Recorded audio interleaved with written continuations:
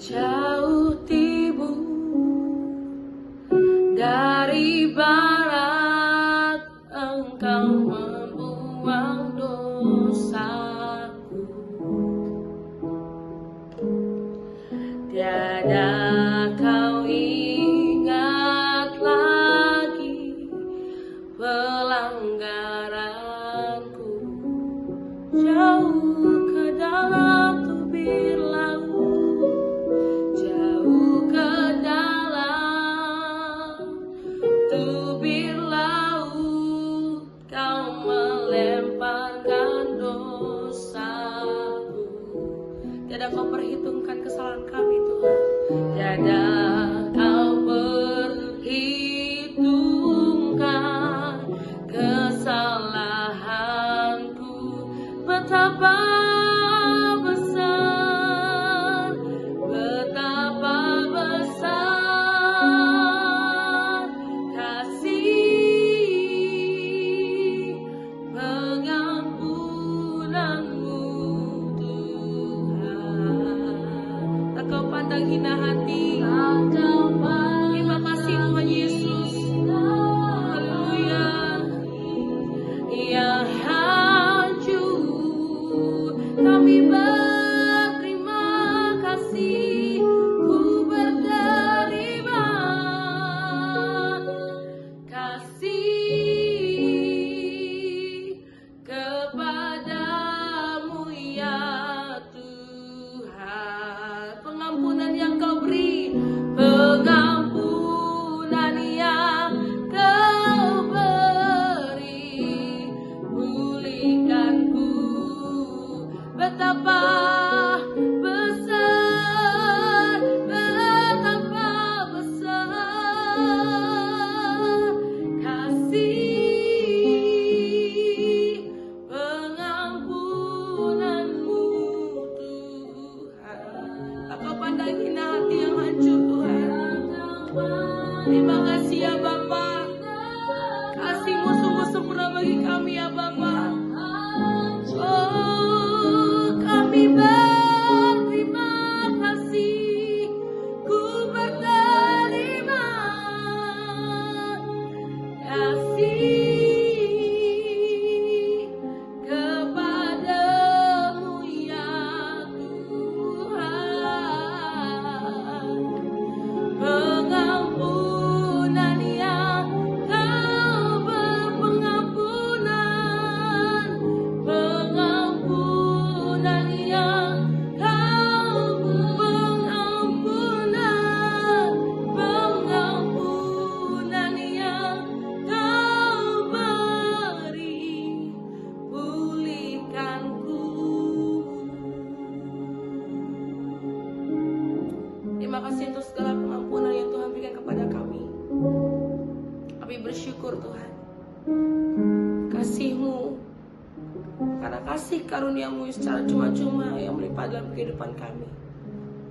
Saat ini kami mendengarkan suara-Mu ya Tuhan. Berbicara atas setiap kami.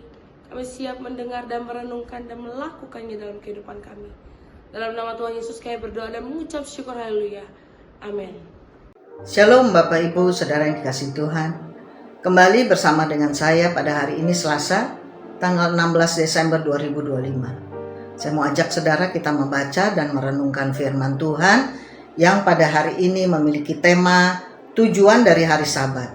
Beberapa ayat yang dapat kita baca pada hari ini yaitu dari Keluaran 16 ayat 13 sampai 36 dan juga dari kitab Yakobus pasal 1 sampai dengan pasal yang kelima.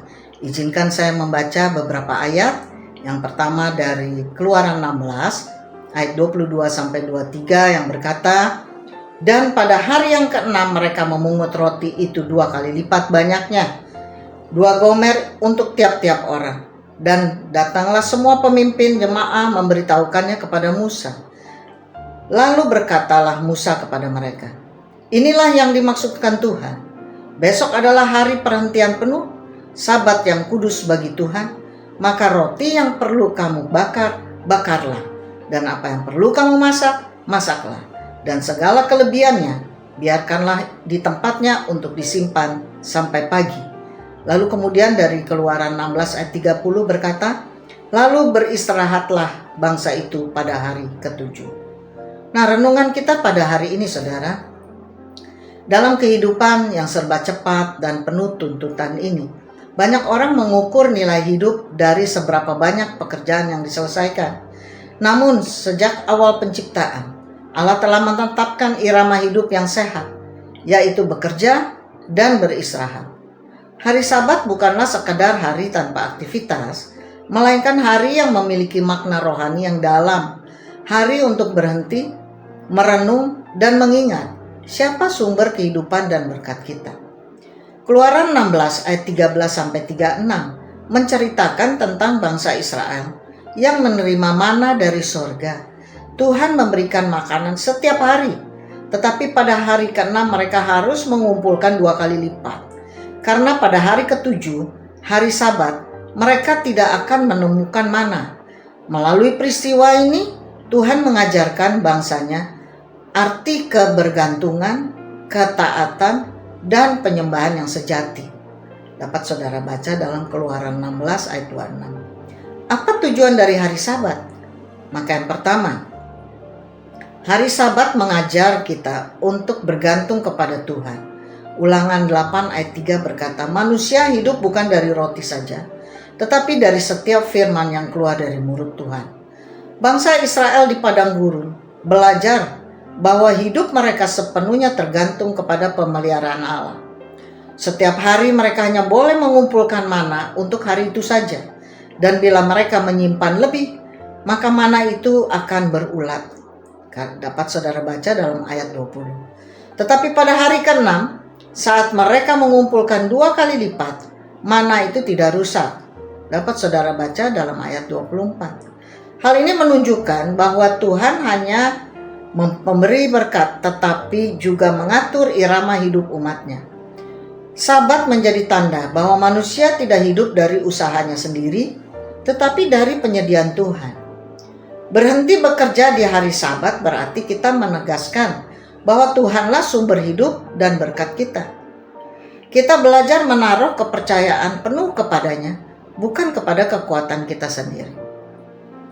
Hal kedua, hari Sabat adalah waktu untuk menguduskan Tuhan. Dapat saudara baca dalam Keluaran 20 ayat 8-10. Sabat bukan hanya tentang istirahat fisik, tetapi juga tentang penyembahan. Dalam Keluaran 16 ayat 23 Tuhan berfirman, besok adalah perhentian, Sabat yang kudus bagi Tuhan. Artinya, hari Sabat adalah waktu yang dipisahkan untuk menghormati dan mengingat karya Tuhan. Tuhan ingin umatnya berhenti dari pekerjaan sehari-hari agar mereka bisa fokus menyembah dan mengingat kasih setianya. Sabat adalah kesempatan untuk memperbarui hubungan dengan Tuhan.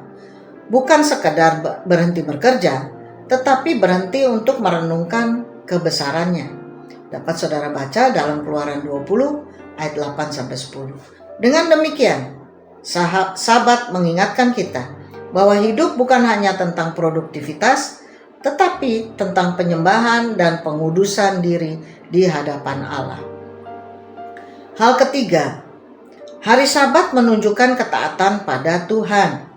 Saudara dapat membaca dalam Yesaya 58 ayat 13-14. Banyak orang Israel pada waktu itu tetap pergi mencari mana di hari Sabat, tetapi mereka tidak menemukannya.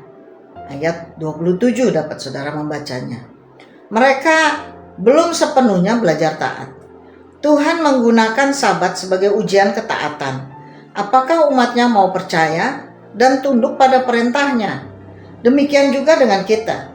Sabat adalah ujian kecil untuk melihat apakah kita mau menomorsatukan Tuhan di atas kesibukan dan ambisi pribadi.